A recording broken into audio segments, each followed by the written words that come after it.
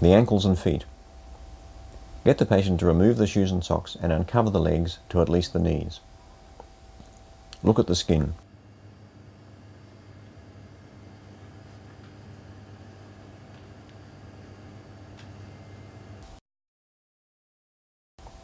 Deformities affecting the forefoot include hallux valgus, which is a fixed lateral deviation of the main axis of the big toe, and clawing, a fixed flexion deformity, and crowding of the toes. These are all common in rheumatoid arthritis. Sausage deformities of the toes occur with psoriatic arthropathy, ankylosing spondylitis, and Reiter's disease.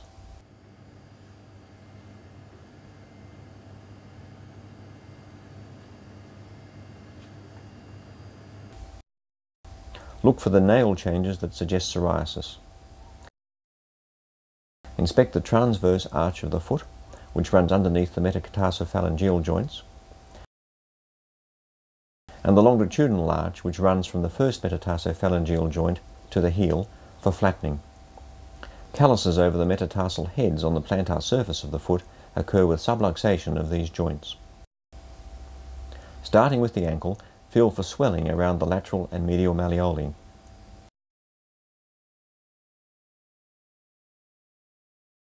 Let me know if it's sore at any stage when I'm moving your foot. Move the talar ankle joint.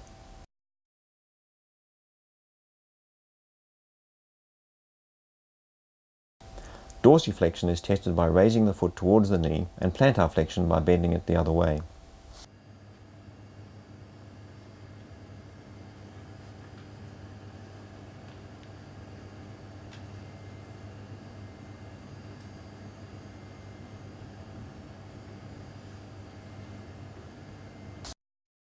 Now test inversion and eversion of the subtalar joint.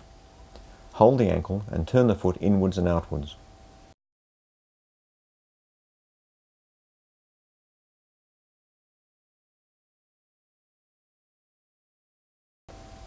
The mid-tarsal, midfoot joint allows rotation of the forefoot when the hindfoot is fixed. This is done by steadying the ankle with one hand and rotating, twisting the forefoot. Again, tenderness rather than range of movement is noted. Squeeze the metatarsophalangeal joints by compressing the first and fifth metatarsals between your thumb and forefinger. Tenderness suggests inflammation. Now test for Morton's metatarsalgia. Press upwards from the sole of the foot just proximal to the proximal metatarsophalangeal joints of the third and fourth toes.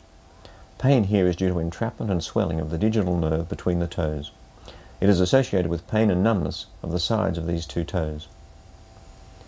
Each individual interphalangeal joint is then assessed by feeling and moving. These are typically affected in the seronegative spondyloarthropathies. Extremely tender involvement of the first metatarsophalangeal joint is characteristic of acute gout. In this case, the joint also looks red and swollen.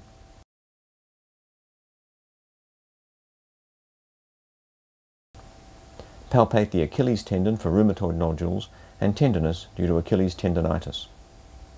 Also palpate the inferior aspect of the heel for tenderness. This may indicate plantar fasciitis.